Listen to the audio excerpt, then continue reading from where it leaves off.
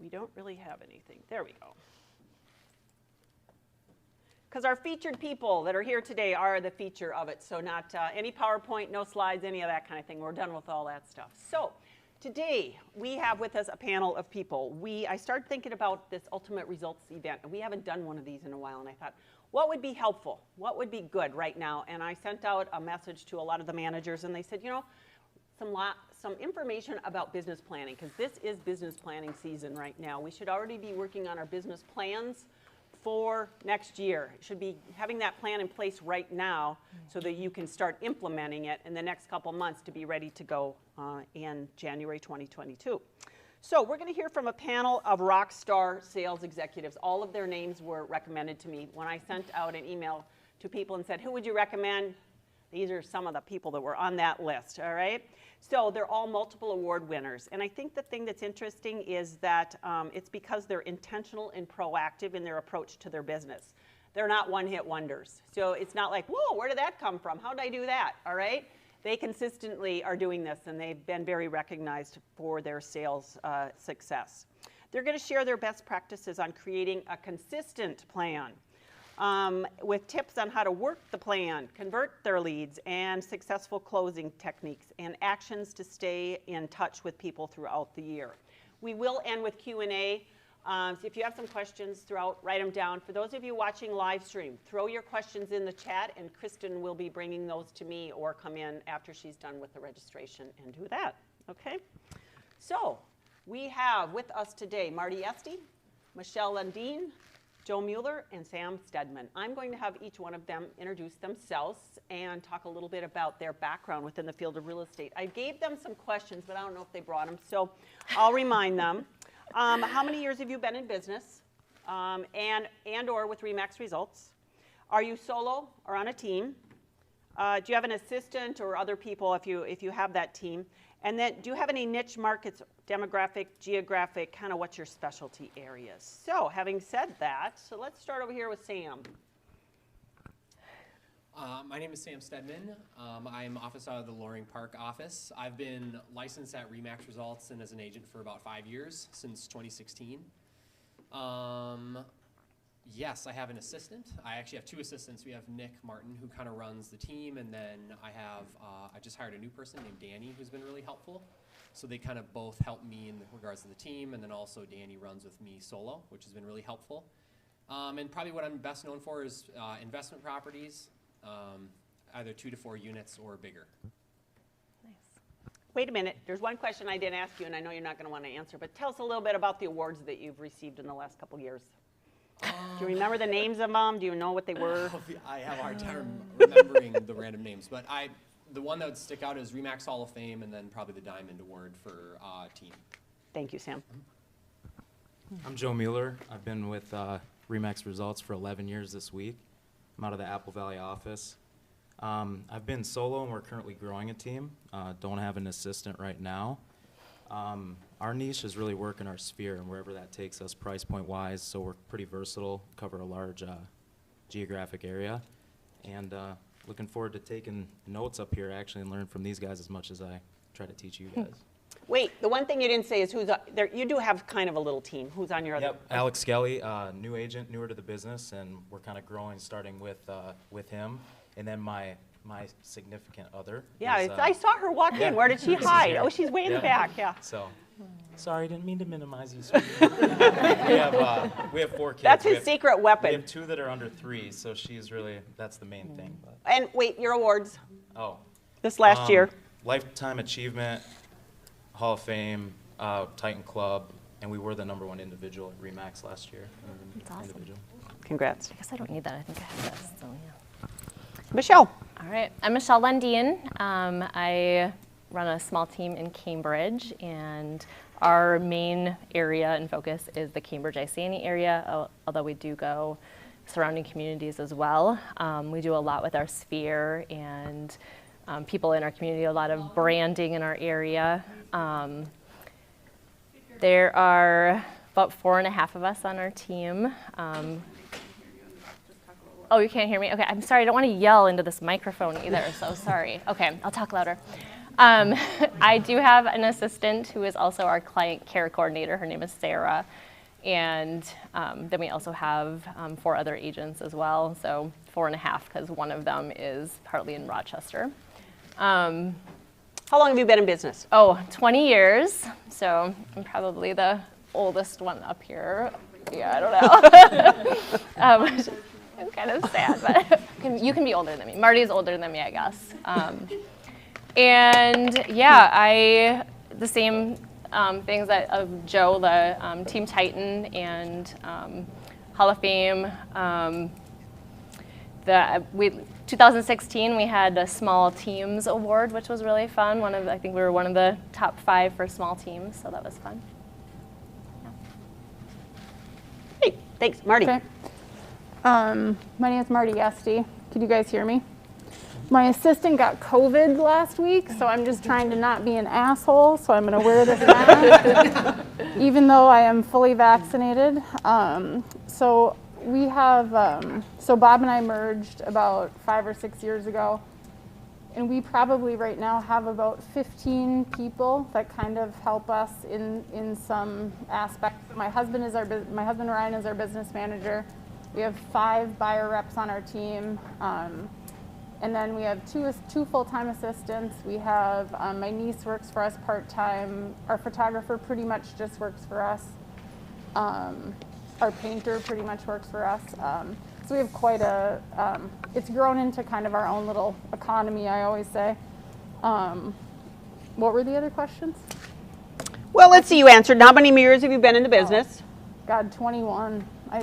I've been at Remax for 19, I think. I was at Edina assisting someone for 2 years, and so 19 years. Yeah, I started in college. So, but I'm old, yeah.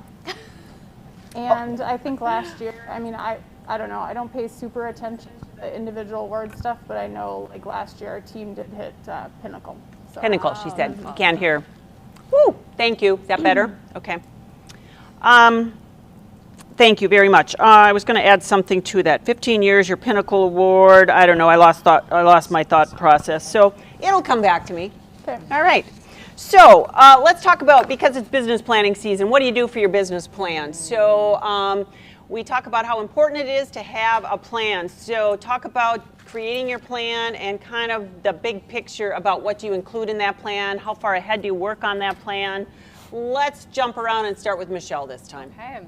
So yes, we create a business plan. I actually love goal setting and getting together with my team. I have a coach through Tom Ferry. His name is Mark, and he's been really instrumental in helping me with my goal setting and with our business plan and our team development. We do a lot then through the Tom Ferry site with Loom and setting up our business plan on there. We also utilize a little bit of Brian Buffini stuff too. So we have our CRM with Brian Buffini. It's a referral maker, and I really like that as well. So we kind of pull from different coaches and different ideas. Setting up things both on my phone, so I have it in my notes and then also in the apps, and then I can go in and track things and stuff within our apps and then also within my phone. So do you have a team business plan or individual business plan? We do a lot of individual business plans. So like each of my team associates has their own business plan, and then we have kind of an overall encompassing business plan.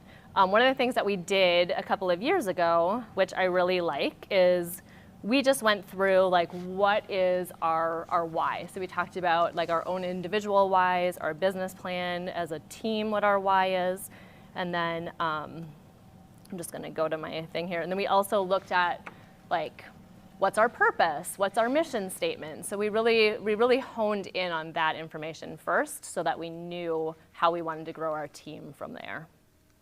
How specific would you say your plan is as far as the actions that you're going to take per day, per week, per month? So it is pretty specific. We actually so when I talk about putting stuff in my phone, we also have like a sheet. So some of us like to print off stuff every once in a while. I'm really a lot more into the electronic than printing it off, but there is a like kind of a database sheet where every week you can go through and put down how many people you're calling, how many note cards you're writing. We do a lot with our Sphere, so it's really much more Sphere and database driven than cold leads. But we're trying to get better about tracking all of that, so that's one thing that we're really focusing on this fall. For the tracking of The that. tracking of it. Okay, so how, did Tom Ferry or Buffini give you something, or you've created your own tracking? No, we have a couple things through Tom Ferry, but then also within the Buffini referral maker, there is stuff that you can track as well, like you can meet your goals, and so we're kind of utilizing both, which is probably not the easiest to utilize both, but there's pieces of each that I really like. You're blending. You're I'm finding the blending, best yeah, of both and blending blending. it, yep. Good for you. All right, Joe, how about you? Do you create a business plan, kind of a timeline? What do you include in it? Any of those things that Michelle mentioned? Yeah, the short answer is yes, for sure. You got to have a business plan. But I always try to, emphasize getting higher altitude when you look at your business plan. Talking about the who, what, when, where, and why you're in business. So you talked about the why. Simon Sinek's Start With Why is a great book. It kind of was a game changer for me that helped me define why we do what we do. And then also why people should work with you. So when you think of the who, what, when, where, why, think about that backwards. The why should come first, and then the rest kind of falls in line. So mission statement and core values. I've been doing this since 2010, and I didn't have a mission statement until 2017. That's me dropping the ball, I believe. But when we define that, it's more of a bearing for your culture and what you're going to have with your team. So. How specific is your plan? Admittedly, less specific than most. So we brainstorm around goals, which we just learned in Jared James last week is kind of a resultant indicator of how you're doing rather than a leading indicator.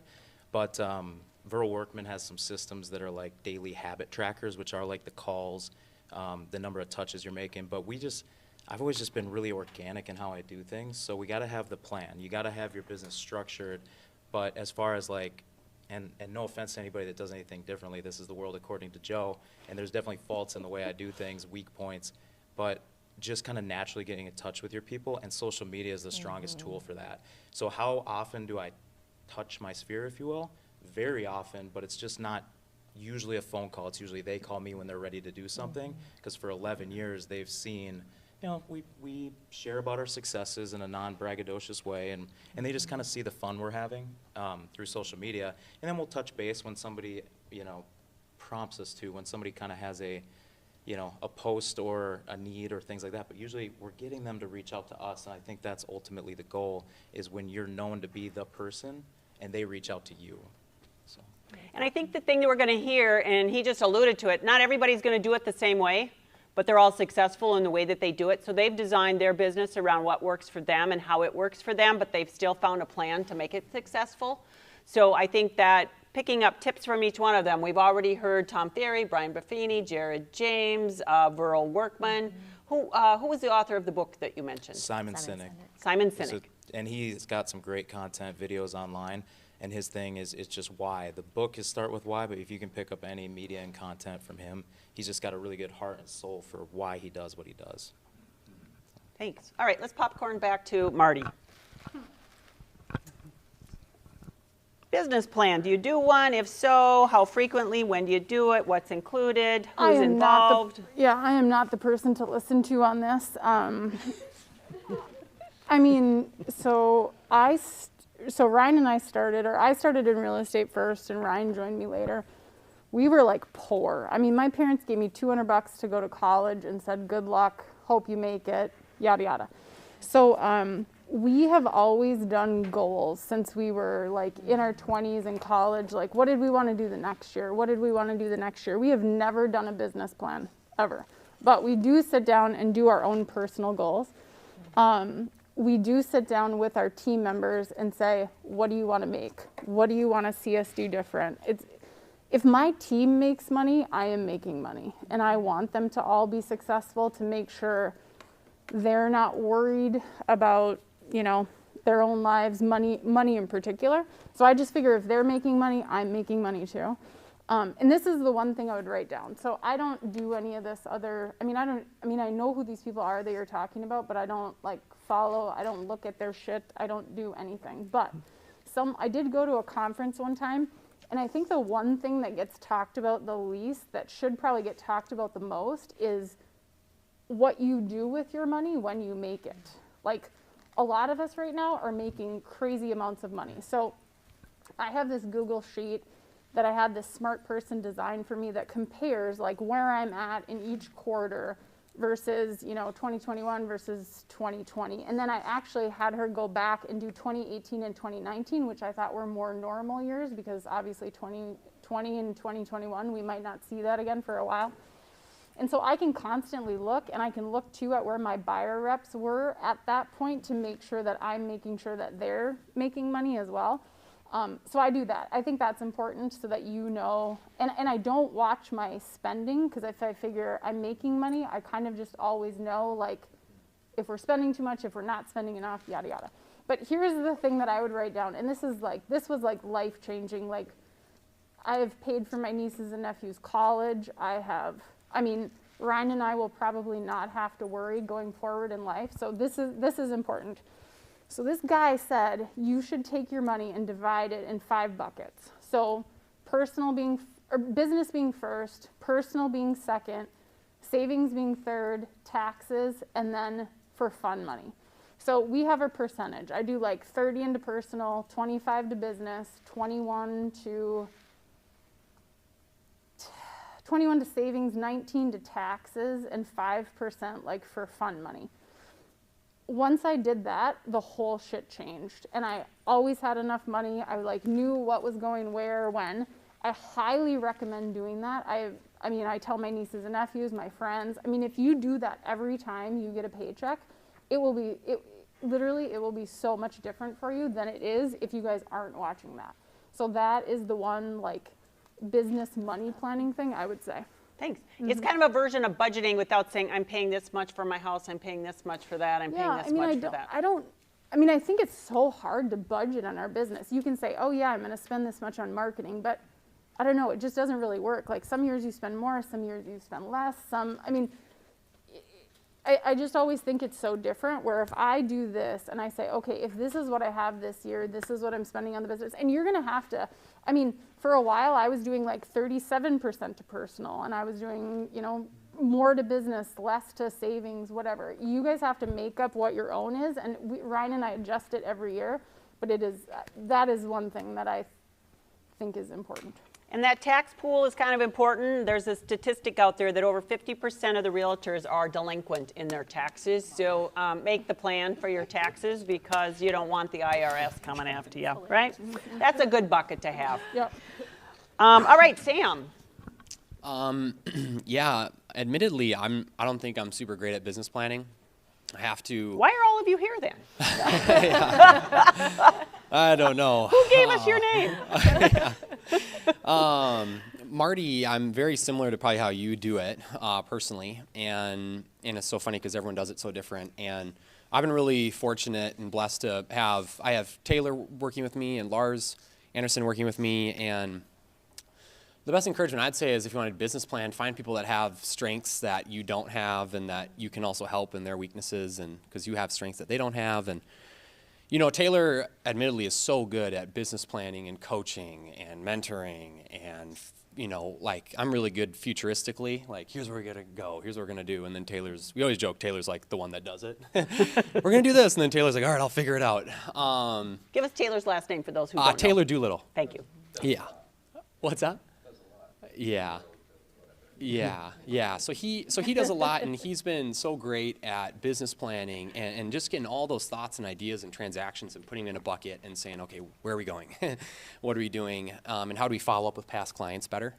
So really my personal goals and probably how I business plan then would be, this is my thought, might be really simple, but I kind of like simple because then everything else is on the side, we'll figure it out. But the simple goals that I have are, 100 transactions or more a year in less time. I have a wife and 2 small kids, and my priority is just get home as fast as I can every day. It sounds hilarious maybe, but I'm like, how do I get home as fast as I can to hang out with my kids and help my wife? And And so I just hire around that goal. I go, if I'm selling 100 houses or more a year, I'll figure it out. There's enough transactions and enough money to go around that if I have to bring in assistants or someone to spot me, I can do that. So my business plan is probably very simple that way. And then other than that, similar to you, Marty, I really talk with a lot of people on our team to just say, hey, what are your goals? How much money do you want to make? And here's how you get to that goal. Here's how many transactions you have to do. And here's how I do it. And here's how I find them. And Taylor and Lars are so good at sharing that too, as to how they find new business and how they foster current clients and past clients. And, from there, I look at it like very similar to what Marty said. Hey, if you're making money and, let's say you're making over $100,000 a year or whatever that goal is, you're taken care of in your personal life. And so if that's happening, then I know that for me as, a team lead, I don't think I need to be as concerned about people on the team feeling like, oh, I need to do more, or, man, it's a tight year. So we try to get people to that goal. Do you sit down as a team and do your goal setting, or does everybody do it individually? Or Yeah, so great question. We, every year, I'm very different maybe this way, but we go to a Mike Ferry event, and Mike Ferry is so old school that I like going to him. And he's so opposite of me in so many different ways, just by how he kind of goes about it. But we like to go to Mike Ferry events once a year, and it's, a 3-4 event, or 3 to 4 day event. We just go as a whole team, have just a ton of fun, hang out, get to know each other, and then learn throughout that, and then we'll talk about goals. And then usually I'll encourage guys to get bigger goals and to think bigger and to try to make more money that next year. Because if you haven't done it, you just aren't setting aggressive enough goals to try to hit them. People typically will set a goal and they'll be like, oh, I got this in the bag. Well, that's not a goal.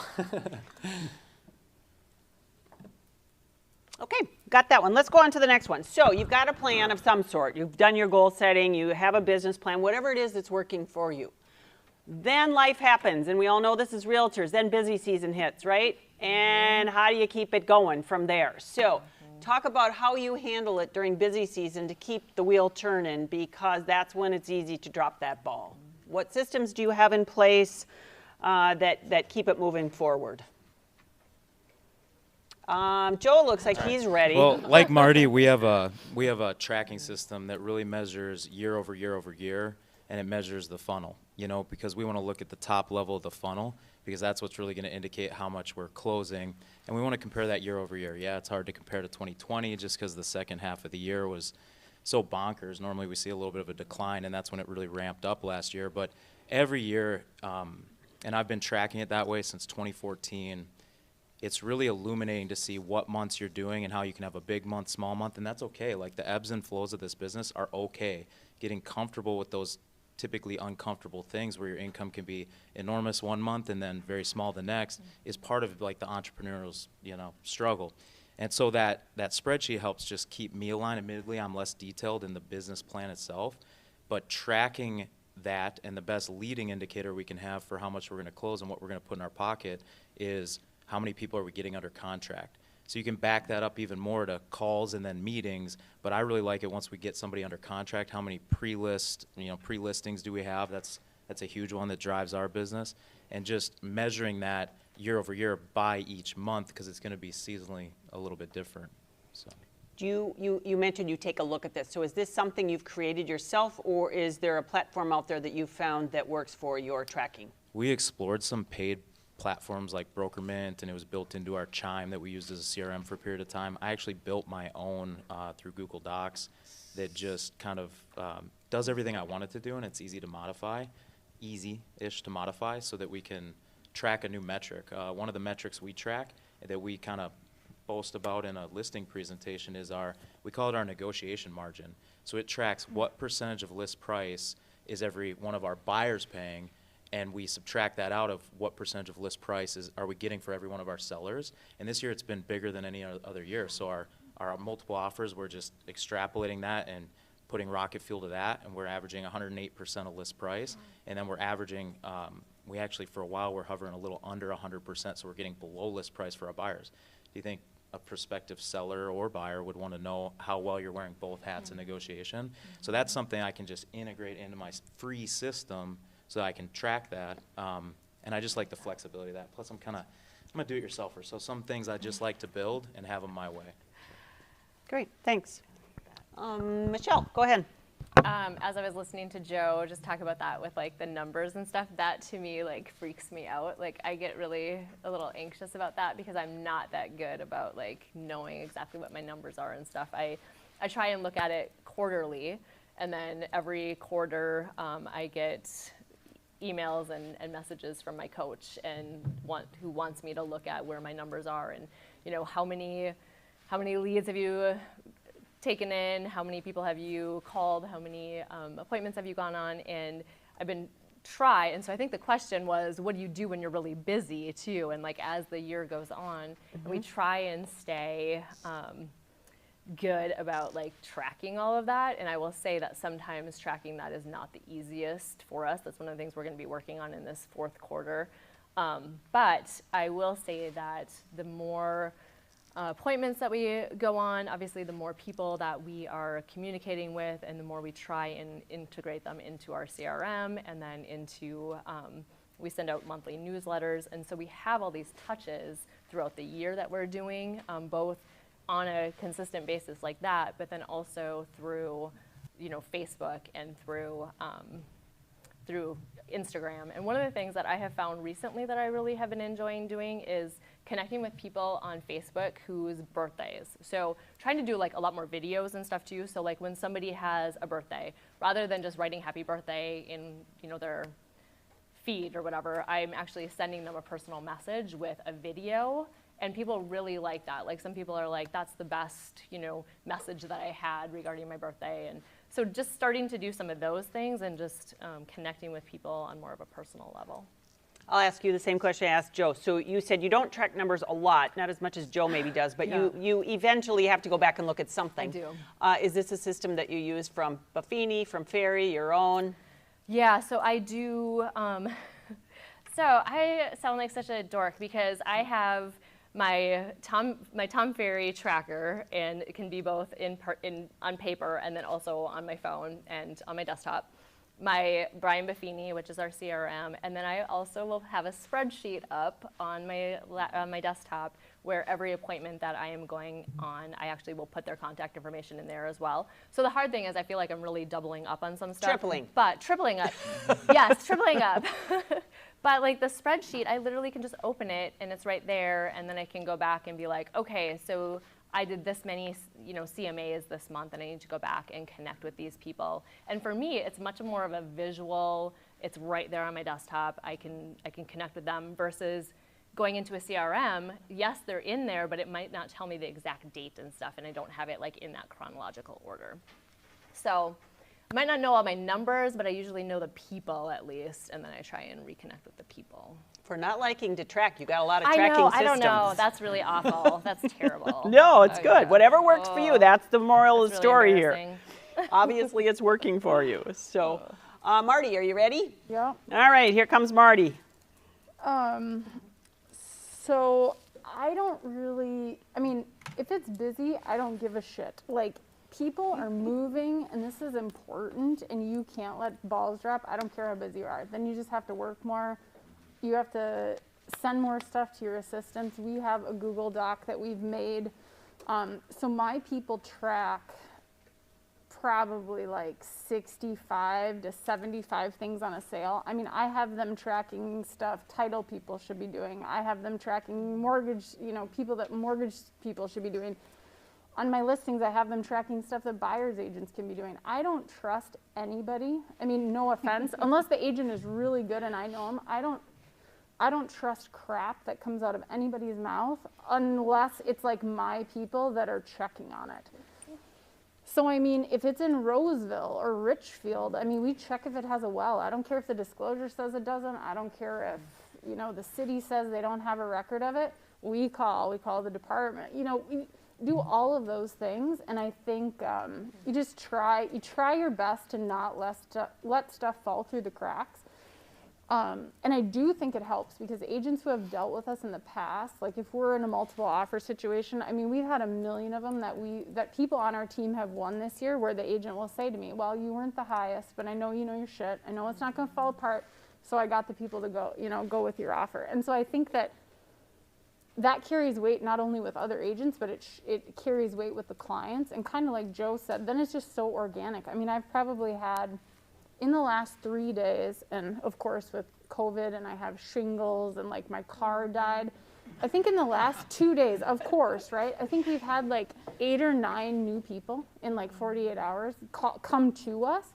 And I think that's, if you just are really good and you try your best, and one thing John Colopy told me years ago, like when I first started at RE/MAX, he said to me, done sometimes is better than perfect. And Joe, you need to, this is when I was trying to transition to having assistants, because I was trying to do it all myself, and it was too much, and I was getting too big, and John said to me, done is better than perfect. And he's right. If you get people, if you trust them, like all the people on my team are vaccinated. It was no question. All their spouses are vaccinated, their kids are vaccinated. Everybody on my team has dogs. Like, you gotta get people that are like you in your circle, so that then, like, I don't question, like if Matt on my team says something, or Sarah takes out a buyer and she says something, like I'm behind them and I trust them and I know that what they're saying is the right thing. And sometimes done is better than perfect. So I get it. People are gonna make mistakes, and I always tell everyone on the team, I'm never gonna get mad if you make a mistake,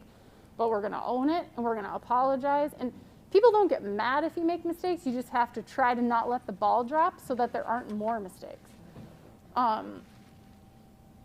Yeah, and shit's just got to get done. And so this tracking system you have, did you design it, I'm assuming? Yeah, I made it all myself. I bet and you we add did. stuff to it all the time. I mean, just like something weird happened the other day, and and I don't even remember what it was, but now we added it to the list. So on every deal, Shelly's going to check that one thing. So it's not like this is a list I've used for 10 years. It's a list I've modified for like 10 years.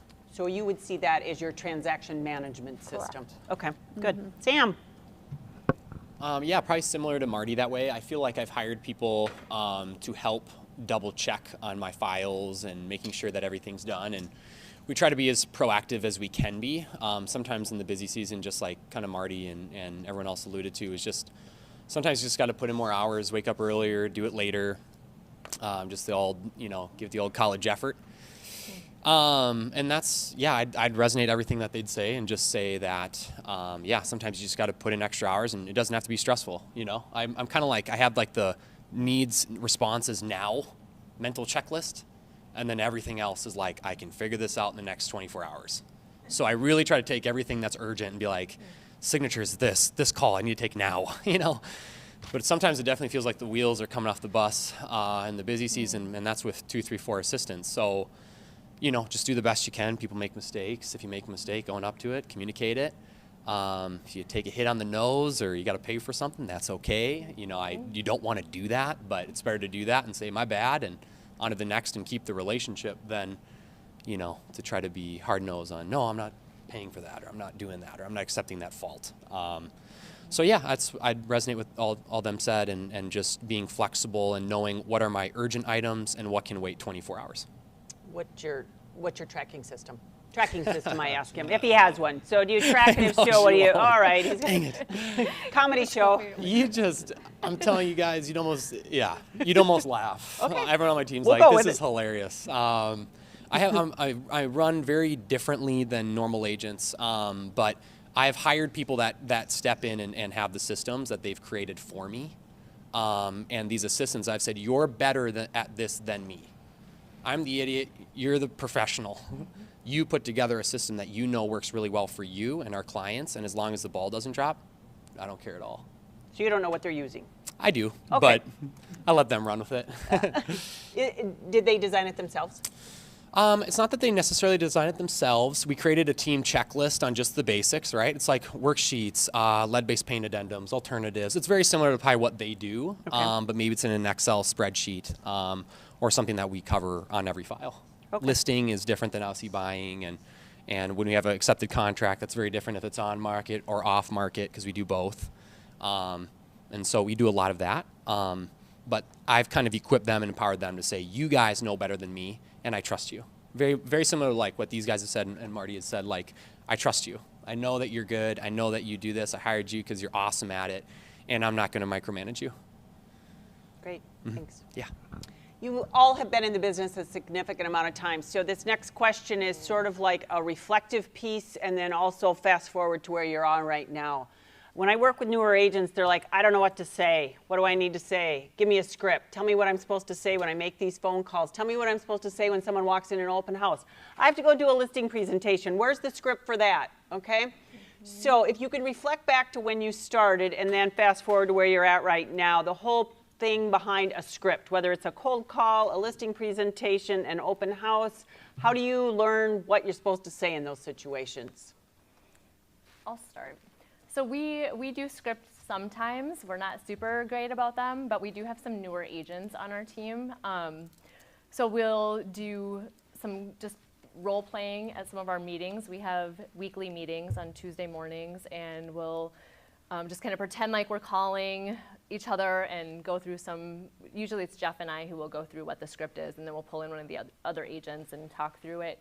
We also really hone in on our purchase agreements. So probably not so much like what our scripts are when we're talking to people, but just making sure that our agents really know the ins and outs of the purchase agreement and the listing paperwork, and the, so that when they're sitting down with their clients, they feel really comfortable going through all of the documents. And I really like the paperwork part of it, so I enjoy going over that and just making sure that everyone knows how to articulate the purchase contract, the buyer rep contract, and the listing contracts.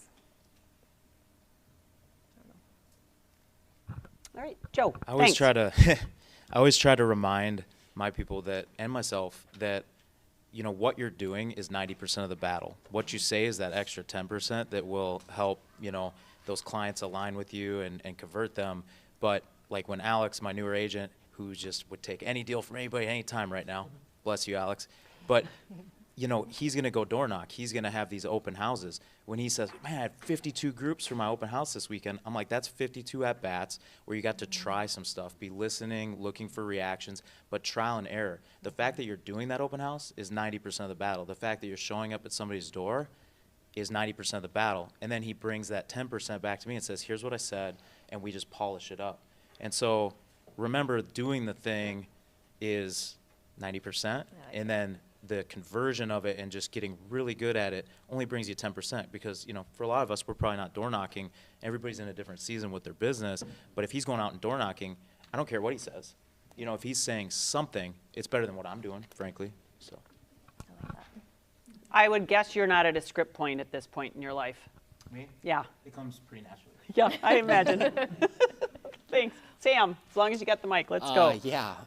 We started out really strong with scripts, and I still do scripts with the newer agents. And we take a lot of the scripts from Mike Ferry, and that kind of gives you a rough outline. They just say, hey, these are the professionals, and hundreds, if not thousands, of agents use these scripts. You know, add your flavor to how you want to do it. And similar to Joe, I just encourage people, it's like, hey, it's you have to call. Like, if you're not calling, you don't even have a shot, right? If you're not doing open houses, you don't have a shot. If you're not doing door knocking, you don't even have a chance. So 90% of it, I agree, is just the effort to show up and the willingness to do it. And like the self-confidence and the self-awareness enough to know, like, this person might think I'm a complete idiot and say I am an idiot. And that doesn't matter, right? Like, on to the next. You have to be able to take that and keep going, because it can be a little deflating depending on the day. So a lot of the scripts we derive from are from Mike Ferry, but what we're really known for probably, and maybe more myself, is I really do a lot of cold calling and prospecting, and I think people probably say, like, people just come to you. And in all honesty, I'm still prospecting every day for 2 to 4 hours a day, calling constantly, and I probably call hundreds, if not thousands, of people a week. Some of those people hate me, and that's okay. So, and I use the same script, and I'll call them back a month later, and that's part of the game. Thank you. Marty. Well, as everyone could guess here, there is no script. No script, never has been a script. I've never probably even read one. I mean, you know, I've listened to Bob, like when we merged, and, you know, we were friends for a long time before. So I've just listened to other agents who are successful. I mean, when I first started at Edina Realty and I was an assistant to someone, I went And I talked to all the people that were most successful in that office, and I was like, who do you use? What do you do? And I just listened to them, just tried to like soak it in, you know, or what I could.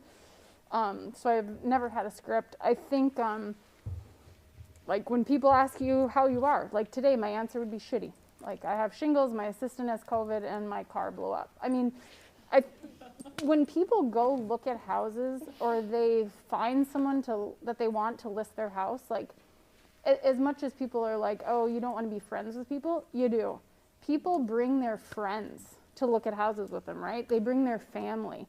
Like if you can become a friend or a family member to that person, it makes them so much more comfortable in the transaction, which I think is super important. And I think if you're, you know, honest and you tell them the house sucks. Like I tell more people that houses suck than I tell them, oh, this is a good one and you should buy it. And I've transferred that to my team too.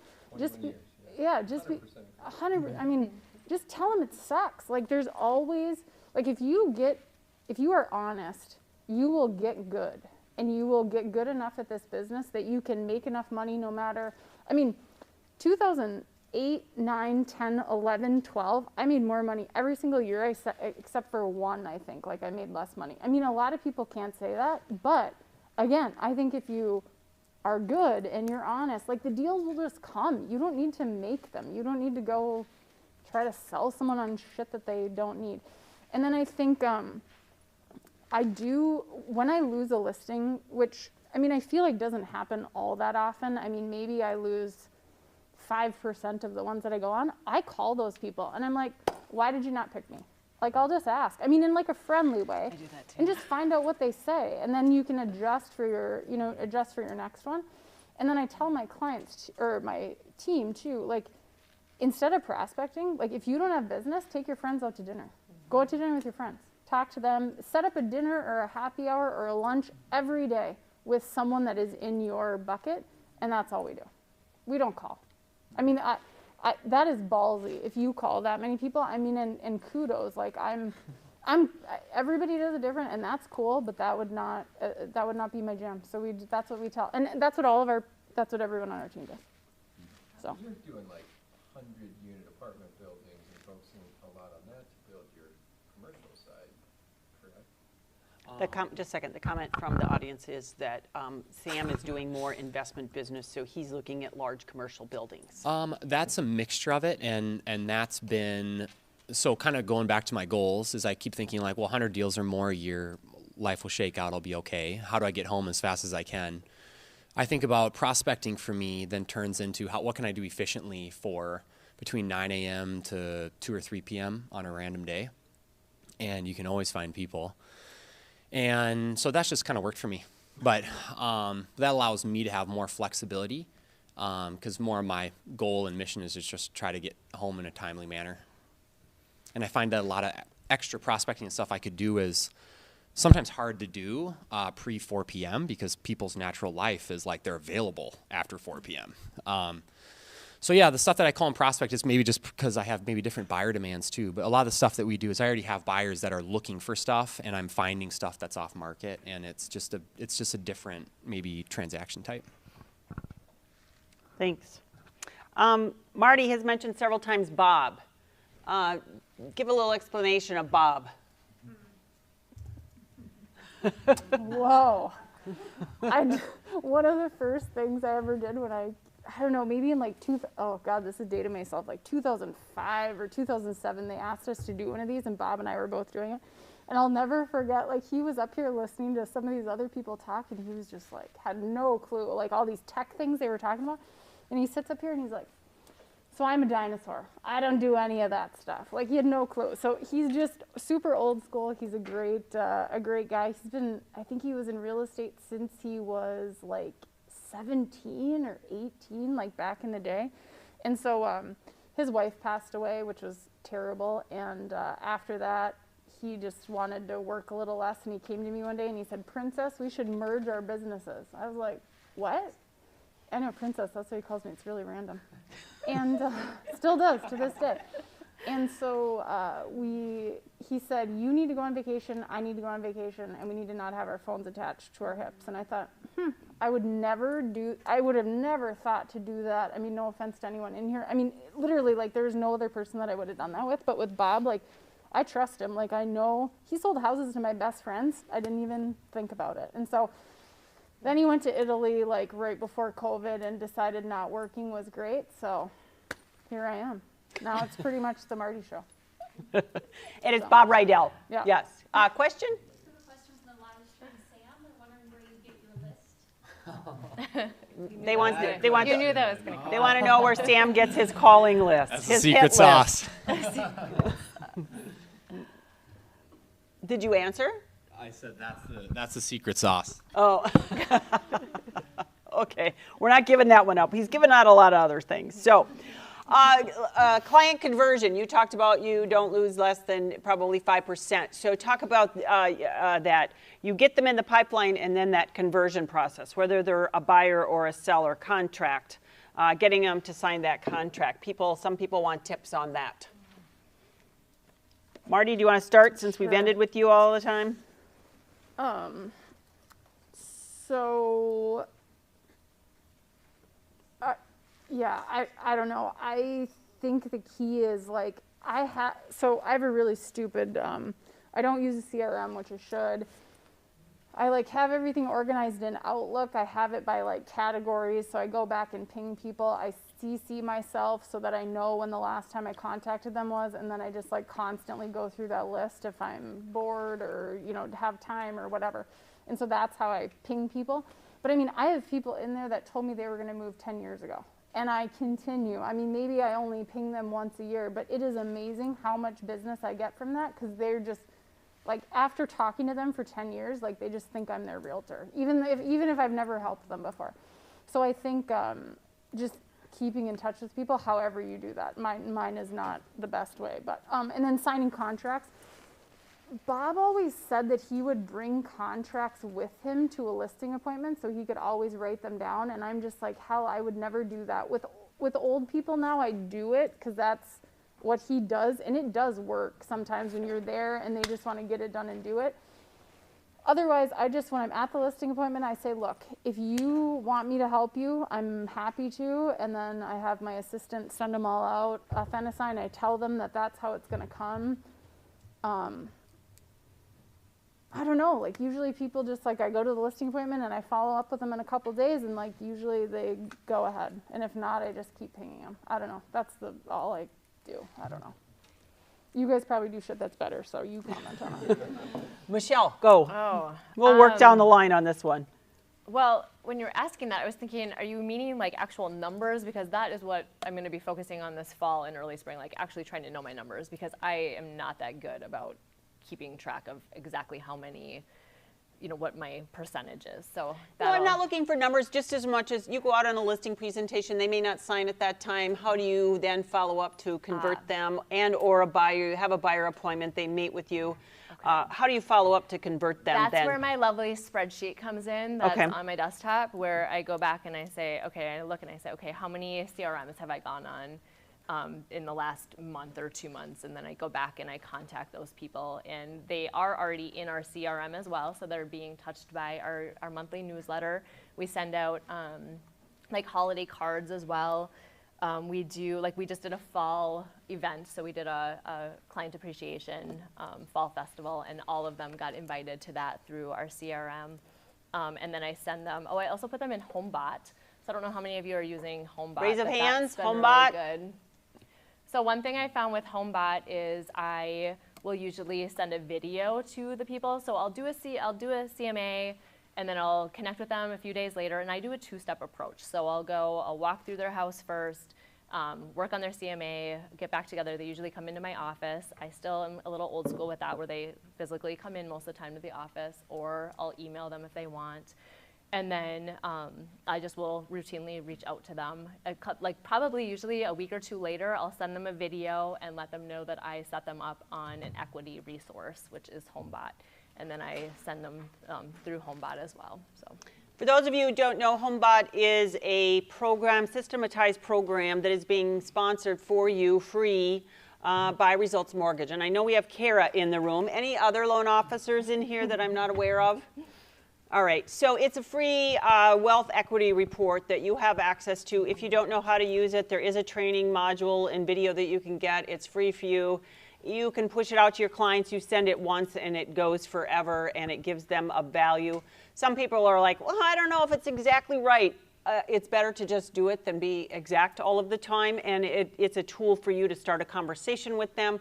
They can ask financial questions that are answered by Results Mortgage. So free is a good thing, right? So if you're not using it, it's a way to touch your people once a month without you having to do anything. Set it and forget it. And you can see how many times they're looking at it. It's absolutely amazing. My husband and I have it set up. We went in the other day, somebody looked at their report 14 times. What do you think? You think they might be thinking about moving? Yeah, so it's a great tool. Thanks for mentioning that. Joe.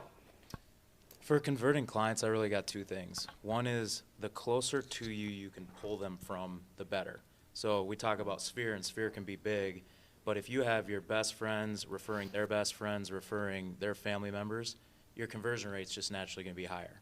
So the better job you do, like Sam said earlier, if you have to sacrifice some commission to make a mistake right, do it. Right. If you want to keep high regard in your people's eyes so that they're referring you, we have a really good referral-based business. We spent $0 on advertising last year. We essentially just want to get the people closest to us to make us their call, and then the conversion happens naturally. And the second thing is, have really good appointments. Like when you bring a buyer into the office, which I still believe in doing, it's buying a house, especially if they're a first-time home buyer, and they're like, if they say just send me the contract, send them the contract. But ultimately, you want to coach them, you want to guide them, you want to get where they're at. You're learning from them like you're a sponge so that you can be a good resource for them. You do that best through a meeting, face-to-face, and they're going to make sure they're 100% comfortable with you. Because the way you don't get referrals is waiving a contract. You sign this via Thenasign. I know I haven't met you yet, but you asked me 5 questions about houses. You're buying with me. No, that's never going to hold water. So you have to meet them. They have to like you and have really good meetings. What does a good meeting mean? Be personable. They should like you, but ultimately have good, concise info. People have really short attention spans. So my listing appointment when I was new in this business, because it's like, oh, if I have a piece of knowledge, I got to share that piece of knowledge, right? It was every piece of knowledge I knew, and it became 2 hours long. It can be that long, especially considering the age of some folks, but you ultimately want to get the best stuff about you in front of them and then let them do a lot of talking. That appointment will go down to an hour, which is more efficient, and you'll be able to, probably convert them right on site. I still do actually bring the contracts simply because if I lose something for one reason, I address it immediately, like you said, Marty. Like I'm not, it stings a little to find out why you lost a listing. And let's just say a listing appointment is the most important meeting you have in the business, right? List and last. It's absolutely the most important, so you don't want to lose them. When you lose them, it's a learning opportunity. You need to address what you learn. I've had some where they're like, yep, we'll list with you. We got one other guy to meet, but go ahead and send me the contracts. Well, guess what? They didn't sign right there. Now they're like, well, he was at X% commission, which was less than you, and and then you're opening up a dialogue that you could have done without if you just had paper. Do I like paper? No. But it's there, so you're removing barriers for them to do business with you when they decide they want to. So. Time is of the essence. Yep. All right, Sam. I'd say the same thing. I always have, maybe once every couple months, I'll print out like 50 listing contracts and put them in my car so I have them. So I don't have to think about it again. But yeah, I agree with all these guys that the less barriers to stop them from working with you, the better. And everyone has their own preference. And a lot of times I'll just say, yep, you let me know and I'll send it to you electronically. You can kind of sense like, I don't need to push you on this. But then there's other people that you ask a question. And I always, the Mike Ferry organization is really good at, I think, getting you out of your comfort zone as an agent and just asking the question, going a little bit farther, because a lot of times when somebody says, yeah, thanks, no, it all sounds good, I'm going to sit on it for 2, 3, 4 days. Really, that's a nice way of saying, like, I'm not sure about you, I'm not sure about your pricing, not sure about your fees, I don't know if I like you. Like, that's really like their nice way of saying that to you. So I think just like what Joe was saying is like, showing up, being excited, having like a genuine joy. You want what's best for them. If you're going to represent them, you want to get them the best price in terms, if that's on a listing or to help represent them well on a buy side. And, I think just having that kind of energy and excitement to be there, people are like, I want to work with people that are excited. So you're probably going to beat 90% of the competition there.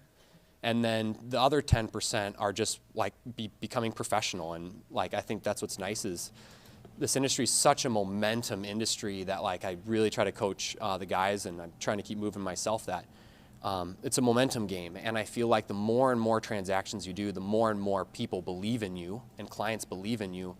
And the opposition I had year one was big on listing contracts. Like, well, do you know? Who are you? Like, I get that every time.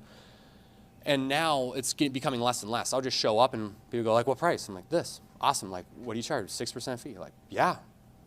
Any other questions? Like, no. Awesome. Well, let's start working on it right now, which is honestly so helpful, and people organically reaching out. So bring a paper copy, have that, and then I think having a joyful attitude and being excited to be there, and then I think just being really professional and confident in the service you bring.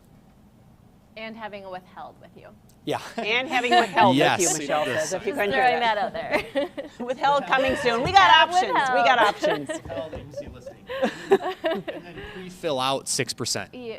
Pre-fill it out and print it with 6% in there, so that you're like, this is the standard rate I charge. It doesn't go up, it doesn't go down. This is what my fee is. And so then it seems very much more, in my opinion, not a negotiable. Some guys will want to fight you on that. Other people will be like, yeah, no, that makes sense. So you'll kind of get that feel for it. Thanks. Techniques and tools, or tips in regards to staying in touch with your people throughout the year. We've heard how important it is with your sphere of influence, with the people in your network. One or two things, I'm sure you do a million things. We've heard about pinging and videos that Michelle's doing. If you could pull out and extract the thing that you think you're doing that's the best thing you're doing to stay in touch with your sphere of influence and your contacts, what is it?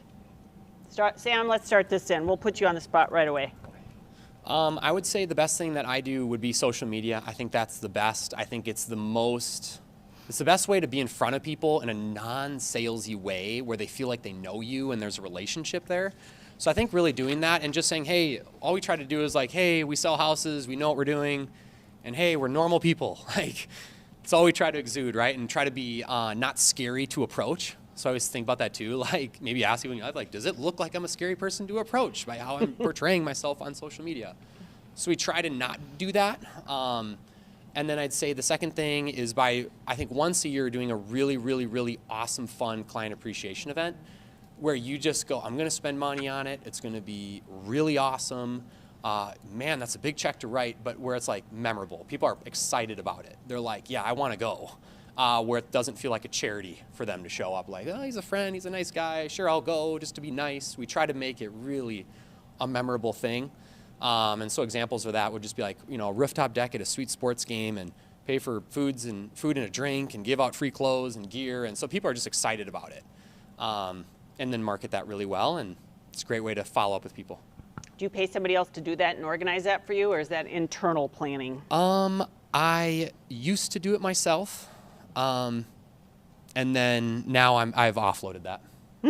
Okay. Delegated. You've delegated. Okay. Joe. I like offloaded. Yeah, no kidding. Thank you. Or dumped. Amen. Yeah, whatever way you If want my to look at it. title people are listening, they agree. I owe them a closing worksheet right now.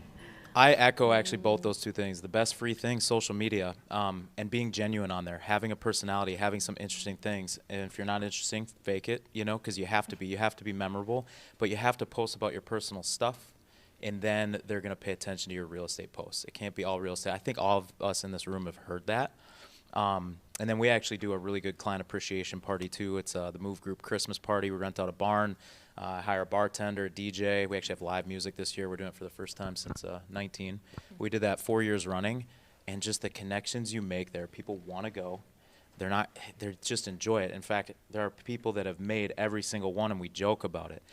Kids are welcome. We did Draw Your Realtor last time. We did like an outline of my face, and people were drawing beards on me back when I didn't have one, and just fun stuff. But the more fun you can make it, the more family friendly and targeted for your sphere. Everybody's different, but you can usually hit on, something that's going to be fun for everybody. But client appreciation events are huge, but it's an expenditure too. So, Facebook, depending on what season you're in this business, Facebook can be a good free way, but just know that that's a constant drip.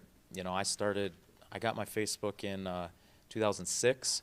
I started posting real estate stuff on it in 2009, and I wouldn't say people started calling me right away, but you bet by 2012, 13, 14, and now, I mean, it's just known, and that's a constant drip. So across all these things, it's consistency. Like whatever you do, be consistent, and don't give up if it doesn't show fruit in 6 months, especially if you're new. You have to press forward, press on. The question for both of you here with your Facebook, do you have a business page or you do all through your personal? 1,000%, Sam will echo this, it's your personal page. You have to have the business for the clout and credibility. If somebody searches you out, you have to have your reviews on there, you have to post your properties, and you have to make it pretty, but unless you're doing boosted posts, which we were at the forefront of doing when they first came out, awesome success, got expensive, a lot like pay-per-click, abandoned it. That's the other thing here too, I guess, just to get on a soapbox for a second, is think about the things that work and abandon the things that don't. In your business plan, it's an evolving, moving thing as you move through seasons of your business and as the marketplace changes. Facebook boosted posts which you can only do from business pages if you don't know, were great, and they're not now, frankly. Go ahead, you had a question? Yeah, how long do you give it a shot, like a whole year, and then you decide it doesn't work, or is it 6 months? Yeah, the question was how long do you try something before you give it up? I'd say try it until you know it's not going to bring you deals, and you have to use kind of some common sense to think, is this something that might pop somebody up to ask me a question tomorrow? I made a post about the jumbo loan limits increasing. I got 6 messages on Facebook that were varying in degree of how it brought clients to me, but 6 messages from one post, I'll take that instant gratification all the time. But ultimately to be known as the guy in real estate amongst your friends, that's a year or 2 year project. So if you're paying for it, you better be measuring it and acting quickly. If it's free, do it till you die, type of thing. They typically give a statistic if you do any real estate stuff about a 3 to 1. So if you put some money into it, you should bare minimum get 3 to 1 back, ideally 5 to 1. But I think it needs to be done more than 6 months for that to play out. So at least a full year of your business plan is what I'm seeing. Right, Michelle, what do you do? So we do a lot of the Facebook and Instagram, videos, and trying to do a lot of reels right now, which reels are really popular on Instagram, and you can put it onto your Facebook as well. We have our client appreciation event, and we just had our fall festival, which was really fun, and we had a great amount of people. I don't even know. We had probably over 300 people that came, and we have a bouncy house for the kids, and the kids love it, and it was a beautiful day, and they're out bouncing in that. And then we have hot dogs, so we have free hot dogs, and usually we have a mini donut vendor. That didn't work out this year, but we have live music, and we have a lot of pumpkins for them to take. And then after the event is done, the next day, our team goes around and we deliver pumpkins to people who weren't able to make it. So we do a little pop by too, which was really fun. Do you guys mind? Do you plan your own event? Our team plans it. Yeah. Okay, what about you, But Joe? it's the same every year. Yeah, we with the missus especially, like she's got a really good touch for what's going to be fun for people. But I wanted to share like what my budget is for that event. If you guys are willing to too, we spent $5,000 on it. It's not cheap, but that's not expensive to have 75 of our best. Mostly they're our top 50 people if you go by the categorizing your top 50. So I think it's relatively inexpensive. We've gotten by and done it for $3,000 even. The barn we rent's in my neighborhood. I get it for $25 an hour, which is incredible. So now everybody has access to that type of venue, which keeps the cost down. But think of what you can do. I was just taken out by my financial advisor to shoot trap. There was about 30 of us there. That was an amazing event. I asked him what he had into it, about $2,000 bucks. And it was a great afternoon. But if we don't mind sharing like what that costs, so you guys have some bearing. I have a hard time remembering, but when we did the rooftop deck thing, probably a year or two ago, at the soccer stadium, I want to guess probably anywhere between 10 to 14,000. They plan it, they host it, they provide food and drinks. So I think somewhere around there. Can't remember. That might not be perfect, but maybe between 10 to 15,000. Ballpark.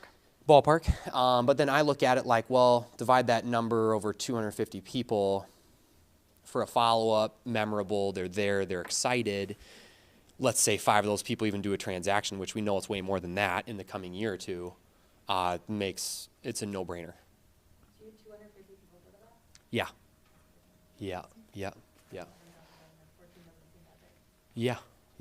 Yeah. So it's like, it's a little tricky now because I think there's myself and now 14 or 15 agents, and so we're trying to figure out like do we do solo events? Do we do team events? Because it starts to get so big that you're like, what do we do? You know, Rent no the whole event- stadium. Yeah, I'm like, yeah, yeah, right. That'd be pretty hilarious. But yeah, like we're trying to figure out that right now. How do we do that as a team collectively, or just do we do kind of individual events because you have enough people to handle that? So. Thanks.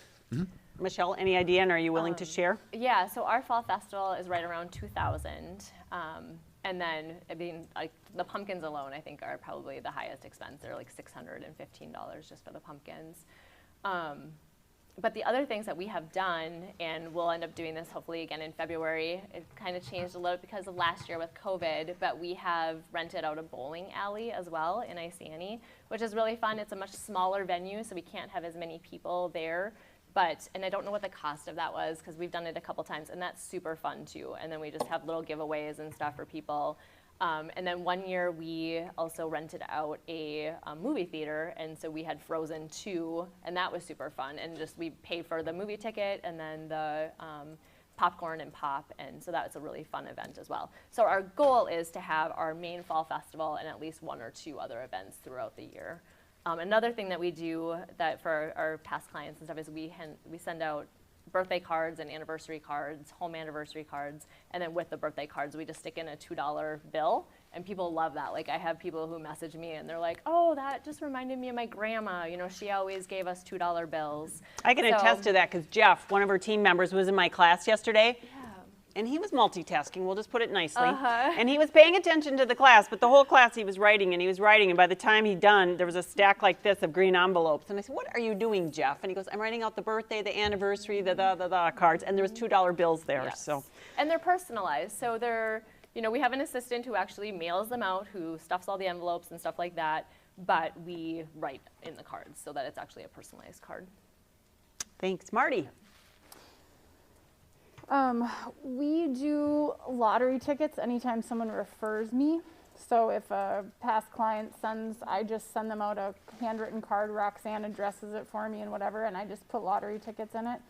Our photographer also leaves a envelope that we have written out saying for them, thank you for your listing, with lottery tickets in it too. Those people love those. People text me pictures all the time if they win money, or even if they don't, they said it was fun, yada yada. We do an event at the end of the year or in the winter, like so that people can come and pick up wreaths. We call it Bailey's and wreaths. So we have Bailey's and coffee and wreaths. People can come pick them up. Last year we did like a little bag with 2 bottles of Bailey's and attached to the wreath, and like we dropped them off to everybody. So we've done that, and that probably costs us. And then usually if we do it in person, we have Santa so that kids can come and do their Santa pictures, and everybody loves that because then they don't have to get Santa. And we got some non-creepy Santa, like somebody that somebody knows. And then kids like, how do you go get a Santa? And like, how do you know if they're, you know, I don't know. So anyway, I was very concerned about that. And then, so we do that every year. And then at the end of the year, I, for years, have sent people, like if they referred someone or they bought or sold something, I would send them a gift certificate to a restaurant or Home Depot or whatever, like at the end of the year. So I write out all these cards. Last year, it just seemed weird to do that, you know, because everybody, like all of us, right? And like the people that had enough to buy houses, and then there were like all these people that didn't have money. So we decided to do, everybody gets a charity. So we emailed all of our clients and anyone that referred, and they all got to send a charity of their choice. We gave them 6 options. I think we put like, everybody's picked a favorite charity. So we had like Bridging and Hope Breakfast Bar and yada yada. And so a bunch of people picked those. And then we wrote out checks. I think we spent like 12 or 15 grand. And then other people wanted, like someone wanted a charity in Missouri or whatever. And so we, you know, did all those separately. But people loved that instead of doing the gift card. So I think that we'll keep doing that. And I think just to like do random shit. Like anytime anyone asks me to donate to like their MS-150 or their kids hockey team or whatever, that is a way better spend than spending money on Facebook or whatever. Like if you can do that for someone, they will come back to you. And I'm not saying do that to buy their business. It's just like, do it to be a good person, and then they will come back to you. So I donate to everything and its mother. Like, I have this one kid, he bought, when I first started in real estate, probably like my 4th year, he bought like a $140,000 house in Columbia Heights. I had to show that kid like 15 houses. He was like a teacher. Obviously, I was doing stuff that was, you know, maybe some people would say more important. That kid, the next person he referred was his uncle, who had to sell like $1 million townhouse. Then he referred his friends. His friends have bought hundreds of properties for me. They haven't even seen them. Like, I sign the paperwork at closing. Like, they don't even come here. They don't even look at them. That kid has probably, I think we checked a couple years ago, done like 7% of all of my business started around this one kid, and like all of his friends and their friends and their friends. So like, treat everybody the same. Like, I don't care if it's $100,000 or if it's $2 million, like, you are gonna get my same service. And I tell people that in appointments too, and if you tell people that, they will believe you. And so that kid, we were like, what can we do? So he had a baby. We bought his entire registry. So like, he's a teacher, his wife's a teacher. We just went and bought, and they had already had like one shower, so like only some stuff was left, but we went to their house. Ryan's truck was like full, and there was like 4 people there, and we just carried in for like half an hour. And it felt good to do it. It feels good to donate to someone, kids, you know, the hockey. Like, we used to be in like church bulletins and paying for Zillow and all that crap. Cut that out. Just like, you know, go on Facebook. I mean, not that I do that, but go on there and see like, oh, somebody's raising money for something. Donate to that. Do that instead. It's like way more, I don't know, way more useful, I think. Marty's got such an abundance mindset on that too, but I'll speak from a personal thing that was a challenge when I was new in the business. I didn't have any money. I had a $400 truck that was rusted out. I'd park it 2 houses down. If you feel like that's the chair you're sitting in right now, that year I gave to where it was painful. Like, I'd give $25 now where we'll give $250, for example, or something to somebody's GoFundMe cause. You know, adopt an abundance mindset. $25 bucks, it's still they gonna look at it the exact same. They don't care if you give $250 or if you give $25. exactly. It's the same. And as you grow, which you will, carry that through, because it was more sacrificial giving in my first and second year in real estate than it is now to give numbers with a few zeros behind. But it ultimately stemmed from my commitment to do that, to help people when I can, when I had very little. And that was, you know, just a personal thing that I did and adopted early. And like will what come back Marty's 2 saying times she a does, hundred. that started probably small for her and grew into what it is now. So if you're discouraged saying, I can't do that, just know you will be able to if you start with that heart of abundance, you know, that mindset of abundance. I'm going to echo that too. And Marty, when you were talking about like your different buckets, like you had fun bucket, but you didn't say giving, but you give so much. Like, I've been at events with Marty where, you know, like the foundation galas and stuff like that, and she is the first one to like be jumping up and down. Robin and Gwaltney telling gives more money than everyone. me, but I try to keep up with her. You do, yes, but you do a good job of like getting people to give. And so I think as you're looking at, as all of us are looking at our business, it does need to come from that abundance mindset. Like, my husband and I talk a lot about living our lives with open hands. Like, we just really feel that God's good gifts come in and go out, and we just live our lives like that. And I think we need to do that in our business too, and just be really generous and be giving. Well, wow. You see why they're up here now. So they've got great tips, advice, things that they do that have made them successful. What questions, I'm aware of the time, questions that you've written down, either for the whole panel, any one of them in particular, raise your hand. If you ask the question in here, I'll have to repeat it so that the live stream people. And then, do we have anything in the live stream? No, we don't. Okay, hand went up. Yeah, do you guys have routines on like every listing presentation that you go through, or for a buyer's rep, you do the exact same thing on every single time you meet someone? The question is about structure and routine when working at a listing presentation or with buyers. Yeah, go ahead. You should have an aim. You should have like a high-level agenda. But when I was really rigid, because I had remember a 2-hour listing presentation with 40 slides, I'm like, I got to go bang, bang, bang. I wasn't giving them an opportunity to speak, respond, anything like that. So you should have an agenda, but it should be loose. Like my buyer onboarding meeting, for example, my initial consultation has three agendas really. Talk. Let's learn about what you want to buy. We're going to migrate that into an MLS search.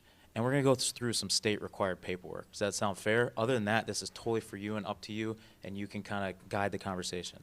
So if you keep it that loose, yeah, have a good slide deck and stuff you can call from, but sometimes I'll abandon it. Like Sam says, if they call you up and say, we just want to list, that rate is great, you know, you don't need to walk them through the slides then at that point. But building rapport and allowing them to answer your questions, so intentionally asking them questions, and then hearing a full answer, not just waiting to talk, you know what I mean, is pretty strong. Anyone else on the panel want to talk about that or have anything I think just additional to learning ask? how to listen more, because a lot like Joe, I would go into appointments and you have kind of this idea, like when I'm sitting down and going over my market evaluation with people, I've gotten where I can kind of read whether or not they want to know all of the information and they want me to go over it, or if they just want to know their number and they don't care about anything else. And so I've really, and I ask them, like, do you want me to go through all of this with you? Because you do have some of those analytical people who they really want to go through everything. And then you have other people that are like, nope, just tell me what I need to know. And I make sure I look at some pictures because I want them to know what their house should look like as well, like when they're, you know, getting it ready for photos. So there are key things that I'll take and make sure that I am doing with all of my clients. I do have a marketing plan that I give everyone too. So like when I'm walking through their house, I'll give them a marketing plan and it'll outline what our team does in representing them. And then we have a buyer representation plan too that we hand out.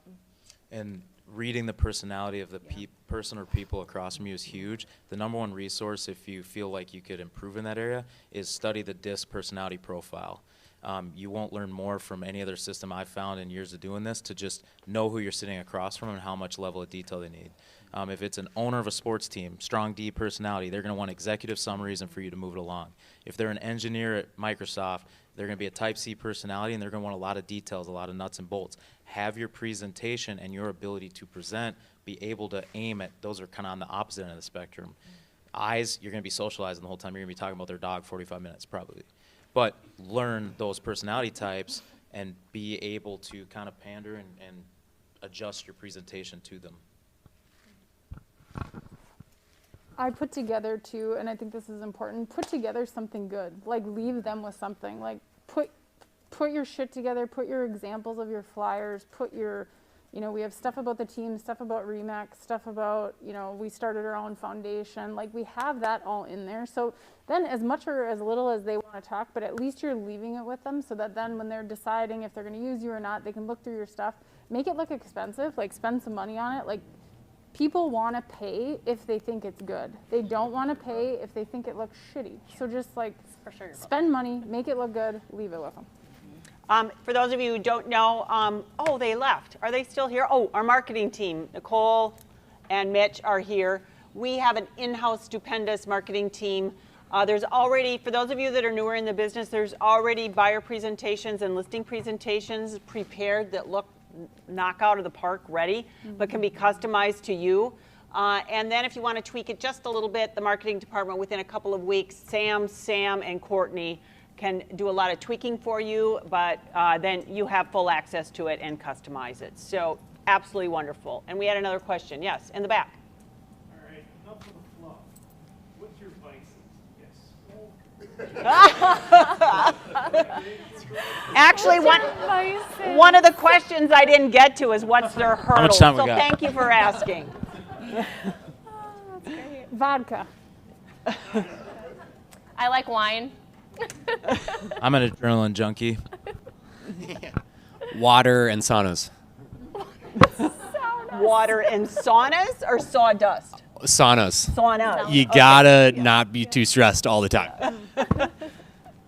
Oh, yes. I have a question regarding that marketing plan. Do you guys use, or how did you come up with your handouts? I know, Marty, you said yours is expensive, leave it behind. Okay, so if you're coming in cold, do you call, and it's fine if you do or you don't, but I'm- do it yourself? Did you call the resource? Yeah, no, I made my own. Our photographer is like ridiculously talented, and he like drafts everything and puts everything together for us. But I will say this, like I've looked on results or had my assistant show me what's there. I mean, it looks good. Like you can use like just, look at their stuff and don't put stuff in there that isn't you. Like if it's too cheesy or you're like, oh God, that like it rubs you the wrong way, then don't put that sheet in there. Then make your own. And I'm sure they will help you like do something different. I think it just really, like you can't give them something where they look at it and they go, oh, well that doesn't match like her personality when she was here.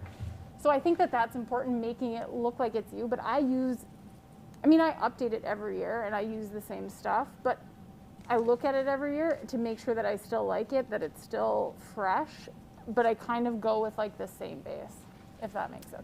And that's another reason, like to not, everybody's always chasing the shiny object, right? Like I go to these classes with all these big hitters and everybody is like, oh, this is the new latest and greatest.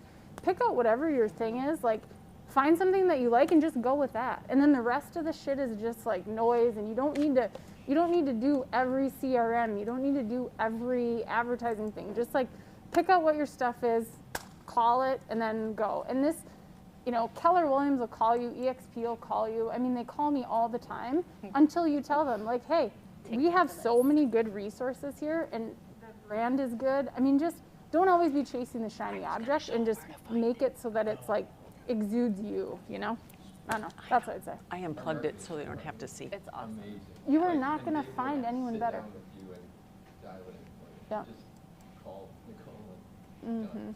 But if you want to make your plan However, you may have personal- noticed Nicole, somebody said just call Nicole and it'll be done. You may have noticed what condition Nicole is in. Yeah, There the might be team some is good. issues with that in the coming weeks.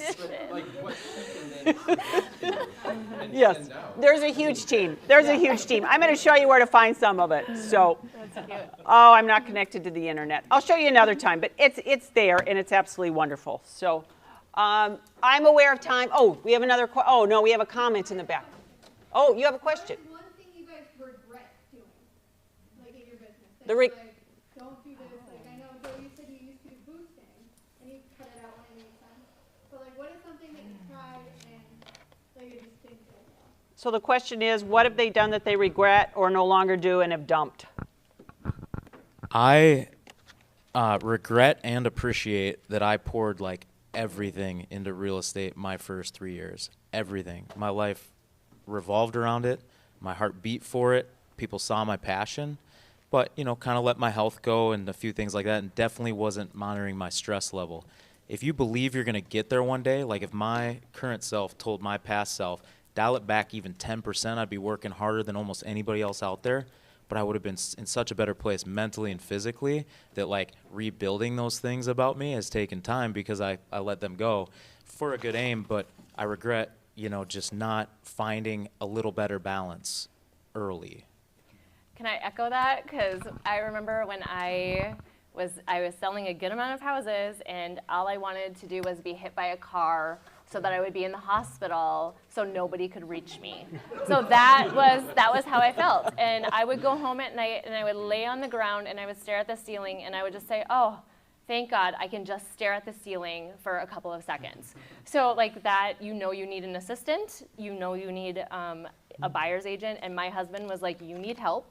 I just wasn't in a good In many spot ways, mentally.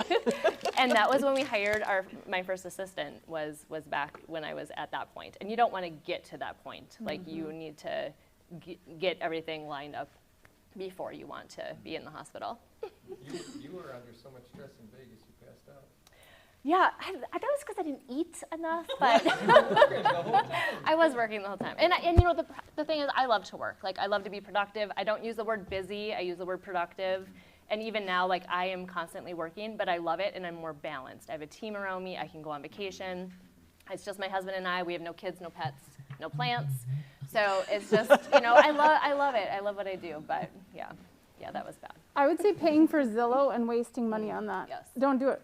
Like, ask your people after you're done to do a Realtor.com, a Zillow review, a Google review, a Facebook review. Just do that. Like, that's what people look at. Like, when they go to find you randomly, like, they just look and read your reviews. Don't pay for Zillow.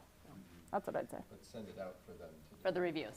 Yeah. You gotta have, and then whichever one you don't have enough of, then send that one out so that you have some on all of them so that some don't look shitty and some look good. But just don't pay for Zillow. It's not worth it. Sam? You stole mine. Yeah, and don't pay for Zillow. I don't think pay for leads. You don't need to do that. It's easier to find people and have people come to you. And then I'd say the second thing is like if you're in a listing appointment, I did this for the first time probably 6 months ago. And I was in this listing appointment and they were just so mean to me. Like 5 minutes in, 10 minutes in, you're like, yeah, you know, I usually say yes to everyone, like we can work with it. As the first person, I was like, you know what? I think we're good. I don't need to do this. I'm going to go home. And if you just see someone that's just like rude and disrespectful and mean, or like, you're like, this is just weird, you know, like I'm out of here. I'd encourage you to do that because the time you save on not working with them, you can go and find other people, you know, rather than spending hours and hours fielding this person and scared they're going to leave you and they're mean to you and doing, you know, weird things with commission and agreements. And you're just better off to say, you know what, I'm good, find somebody else and go prospect. We have one more. Mental journey. So when you were at the point where you figured out, like, I need an assistant, where did you start? Like, where did you look for one? How did you find one? Like, where did you start them full-time, part-time? Like, The question is, once they decided they needed an assistant, where do you go from there? How do you find one? I can run with it. You know, I think I think I did 1 year where I did like 110 transactions and I was just like, okay, I'm good. It was just crazy, right? So the one thing I would encourage is that like, you got to push yourself. I say this in a funny way. You got to push yourself and create systems without hiring people first, in my opinion, to like be really busy. Some people go like, I'm going to get an assistant. And in my opinion, they're not doing enough transactions, in my opinion, to support it and do it well. So what ends up happening is then you don't have enough transactions, you're not busy enough, you're not finding enough people. So I think sometimes you can actually hire too early and you're worried so much about like balance rather than being like, I just gotta sell more. So the first thing I'd say is before you hire an assistant, you just gotta sell more. Like you just gotta do more transactions, sell more, be on more appointments and do that first. And then when you bring in an assistant, you know, again, props to Taylor, one of my business partners and Lars, is they found a really cool, I'm happy to share it with you guys, a really cool company that helps literally specialize in finding real estate professional admin. And when we found that, I was like, thank you. Last thing I want to do is go find somebody and train them in. So no joke, my assistant, Danny, who is unbelievable, they helped me find her, recruited her in. I did an interview. I was like, this is a no-brainer. And she had been a real estate assistant for 5, 6, 7, 8 years. And in my opinion, was somebody that's like probably way more professional and does higher priced homes. And I'm like, this is a no-brainer. So when she came on, it was like full systems go. But I would say if you sell more houses and you do more in volume and you make more money, you have more resources to do that, or more resources to do that. And then I think you can then, I'm a huge delegate guy. Like then you can go find a company that's all they do. And then they help coach them, they onboard them, they make sure you have all that in place. so there's a company with like real people. Real people. Hey, what's the name of that company, bro? Yeah, like hit me up. I should call them up and be like, hey, I'm gonna send you a ton of people. No, let's see. I'll come back and I'll say it. Thank you. Thank you, Sam. Yeah. Anyone else about their I assistant? would go to your sphere and tell people that you're looking for someone, and someone will know someone. And then the second thing, oh, I totally lost what I was going to say. Oh, you know, before you hire an assistant, I would do a transaction coordinator. Joy Schneider does stuff for us. She's fantastic, so don't all use her because I use her for a lot of my stuff. But I think if you do that for a while, I mean, I think the buy side is like $250. Like that would be way worth it to ditch the paperwork, especially if that's not your thing. And I think sometimes it's hard to let the paperwork go, but until you let that go so that you can prospect and do more stuff, I mean, that's what you have to do to go to the next level. And for people who don't know, there's an internal transaction coordinator at RE/MAX Results. Her name is Joy Schneider. She runs her own little company within us. You contract with her for transaction coordination, whether it's buy or sell, and you don't pay until it closes. So there's no upfront cost. Listings are like $550, I think, and buy sides are $250 or something. So worth it. And there are other people that do that too, not just Joy, but you can find someone, and that would be really smart before you spend the money and do the taxes and all the other stuff that comes with having an employee. Was it another question or a comment about that? Hit on what I was gonna say in a way with my question, but how many of you just skipped the TC and went straight to an admin, not knowing about the TC? They didn't. I don't think there were TCs when I started Same. having an admin. When I've had staff before, just so you know, I don't currently, and that's why Marty makes fun of me, because you usually don't go that direction You of. do the business that you do, and you're doing all that. I mean, and you Well, have 4 kids, don't you? Yeah, well, that's the thing. I was a single dad to start out with, and I hired what we called an executive personal admin that would literally, whatever the need was, that's what was covered. So look at the pain points of your business. All the coaches out there right now, every single one of them, from Jared James, everybody in Keller, Mike Ferry, Tom Ferry, they'll say transaction coordinator is your first hire. I don't know if I believe it. I also ran other companies outside of real estate, so I needed assistance across things that weren't just going to look like a real estate transaction. So know what you need, and really your heart and your needs should tell you what you need. Don't always subscribe, because what's being taught right now is you need a TC as your first hire, and don't think outside that box. That's good advice for some, but not for others. I needed, for 2 summers in a row, I needed somebody who would go and wash my car, who would make Rice Krispie bars for me, because I didn't have time to make that kind of stuff for gatherings, you know, just getting together with friends or whatever. And so I actually hired a girl who was in college, and she would work for me just for 3 months, even in the summer, in addition to having an admin in my team. But sometimes you just need somebody like that too, who's willing to just go and run and do stuff. And she'd bring sold signs out, and she'd do that kind of stuff too. But she also did stuff around our house. She weeded for me a couple times. So. Yeah. So look at colleges and like your friends, you know, friends' kids and stuff. I mean, people are always looking for jobs like that, especially in the summer. So that's been I think helpful. along with what Joe said, I think you have to look at your skill set. Some people, you know, Michelle alluded to this. She likes paperwork. It's her thing. Other people don't like the marketing, and they're like, what do you mean I got to create a brochure and I got to get this thing printed? So I think you have to think about your resources and your skill set and what works for you. Some people really like certain parts of it. Some people hate the accounting and the financial part. I know my husband and I were like that. And so I did learn to use QuickBooks. And every weekend I had to use it, I was swearing like a sailor. So I finally paid somebody to do that for us. And I'm like, here's the receipts, have at it, bye, see you later. So she enters all of our stuff in QuickBooks. She does all the reconciliation, and then we hand it to the accountant, and we're good to go. So that saved our marriage. All right? I have the name of that company for trying to find a real estate admin. And we actually got this from, Taylor found it, of course, through some kind of resource where we have a connection to top agents throughout the whole country. Doesn't matter what company or anything, and that's been really helpful. It's called Pro REA Staffing.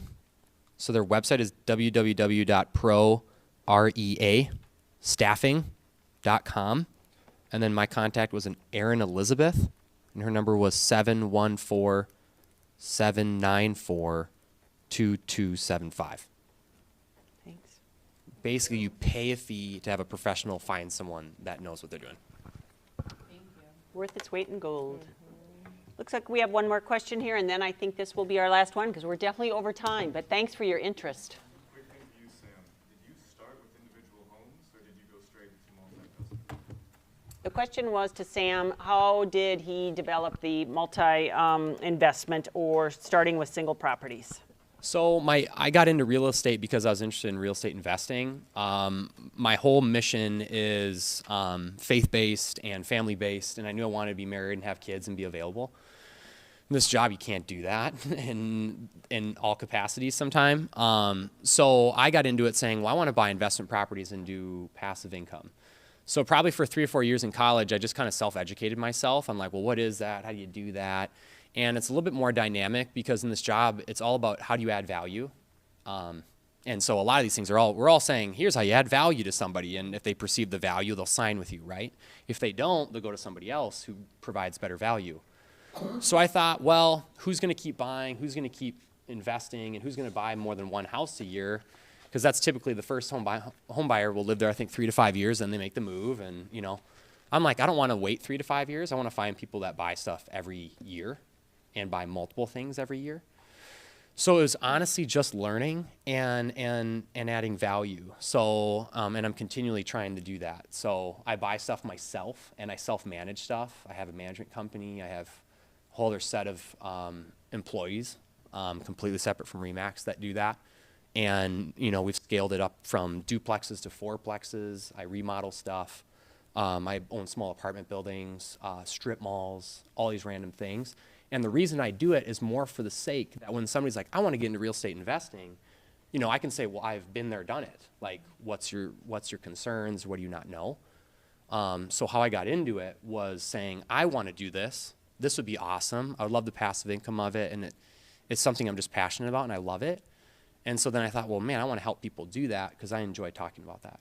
And is finding those people that buy once a year also your secret sauce? What'd you say? The question is, Secret People that sauce. buy once a year, is that also your secret sauce? Or is that So I think a lot of people have one cap in real estate, and the one cap is I sell houses, right? Or the one cap is I do land. Or the one thing is like I do apartments, right? Like, and you can't get out of that realm. And so I've always been just really wanting to learn. So I just meet with really highly qualified people that are really, just out of the kindness of their heart, share with me information. And I just say like, well, how do you do that? Like, what's the numbers? And they will do that typically because I think we just have a relationship. And what happens is then there's a relationship there, and then I try to add value. So I try to bring them things that they'd buy. And then I get front row on how they do it, you know, because then they run through the numbers and tell me why it works or doesn't work. So, man, I think just having a teachable spirit, and then I think also being willing to put yourself out there and being like, well, this is new. You know, I could lose. I could get burned on this. I'm buying a rundown fourplex, you know, and being like, well, I'm self-educating myself, and what I will make mistakes on, I can tell everyone about it that I meet that wants to do that. So don't be afraid of that failure. Yeah, don't be afraid of the failure, and especially like if you're new to the business, my best recommendation I'd give is like go buy a duplex as fast as you can and live in the closet and rent out the other units. You can't lose. If you're in your 20s, you cannot lose at that. well, thank you so much to this panel. Can we all appreciation? Thank you. For those on live stream, thanks. They've shared their insights, their wisdom, their experience with us, and hopefully it's been helpful to all of you to think about one or two other things that you can fit into your business. I think some of the key things, the intentionality of it, they're very intentional about their business. Very proactive. They don't sit back and wait for something to land in their lap. You heard about phone calls and other kinds of things that they're doing. They're very consistent. Don't let it drop. You know, we can't let the ball drop. You've got to stay on it. And then that persistence piece. The dog with the bone, can't let the bone drop. So thank you to them, and thank you to all of you coming. It's exciting to see you again. Unfortunately, I can't